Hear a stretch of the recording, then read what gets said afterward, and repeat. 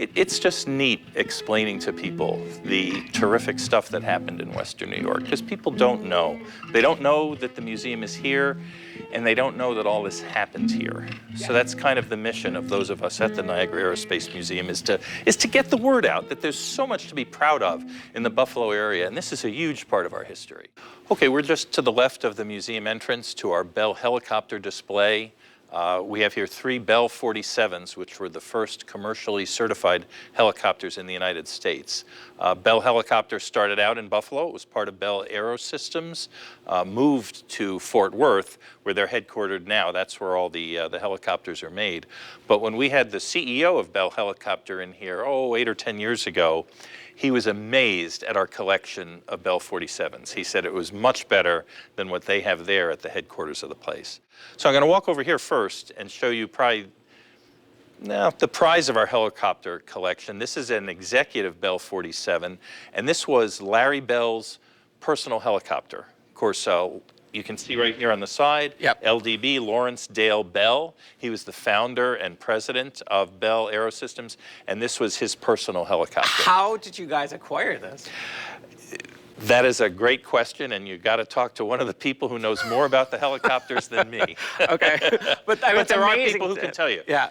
Paul Fulton, our previous executive director, he is our helicopter guru, and he is the one who actually acquired this and can tell you all about it. It's amazing. And then I think Joe was telling me that Lucille Ball and Desi Arnaz flew in this. That's correct. They were friends with Larry Bell. They would fly into Buffalo, and then Larry Bell would fly them to Jamestown with one of his pilots. How crazy. Yeah. And it's in beautiful shape. Was this refurbished? It was restored. It was completely Yeah. restored. The beautiful plexiglass up here this is brand new. This was manufactured especially for the restoration. Well, and you know what I love about this too? This collection of helicopters that you have are, for me, growing up, I'm 52.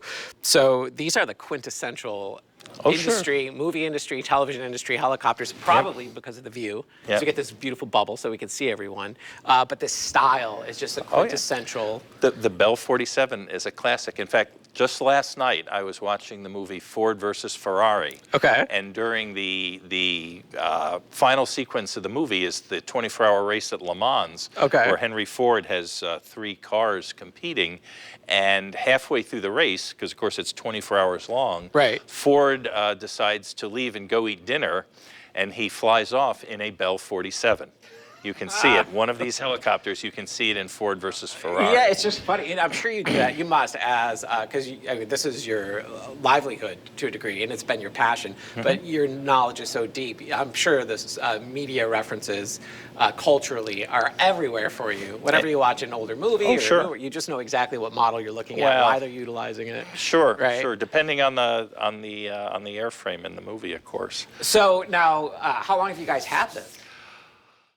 Again, I couldn't tell you the exact number of years. That'd be a question for Paul Fulton. Paul, incidentally, I've mentioned him several times now, he is a helicopter pilot himself, and he owns one of these executive Bell 47s. His personal helicopter is the one that came off the assembly line either directly before or directly after Larry Bell's model. And he owns it. It's just as beautiful, and he still flies it. He does. He still flies it. So if you want to learn more about the Bell 47s, ask Paul. Paul Fulton truly is your man. Awesome. Truly is your man. And this is our Bell 47 collection. We have 3. Larry Bell's personal helicopter over there. This one that was used for crop dusting in South America. The chemicals to kill the bugs went into these hoppers here and were dumped out as the helicopter was flying. Oh, wow. So obviously the regulations in South America at that time, open cockpit helicopter dispersing stuff to kill bugs, the laws maybe weren't as strict back then.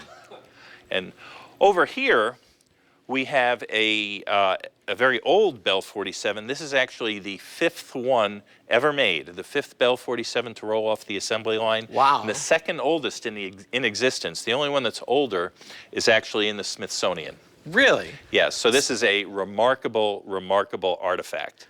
These are the quintessential examples of what we think of when we think of a helicopter. Sure. Well, these were the first commercially certified helicopters in the United States.